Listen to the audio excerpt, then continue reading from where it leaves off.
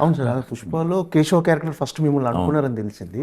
అవును. అయితే ఎందుకు మన సుహాస్ హీరోగా చేస్తున్నాడు కదా, ఎందుకు డిస్టర్బ్ చేయటం అని అడగలేదా సార్? అంతేనా? అంటే కొంచెం అట్లాంటిదే.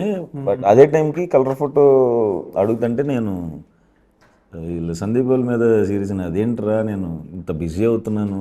అప్పుడు డే అండ్ నైట్లు ఉండేవి షూట్. క్యారెక్టర్ అంటే ఫ్రెండ్ రోల్స్ చేస్తున్నప్పుడు అసలు కంప్లీట్ బిజీ.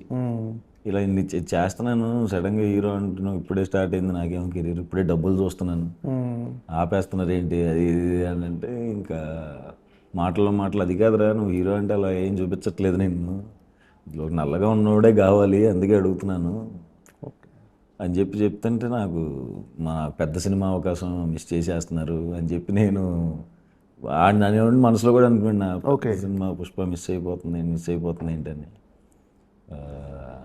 అప్పుడు బాధపడ్డాను, కానీ తర్వాత ఇది కూడా హెల్ప్ అయింది నాకు.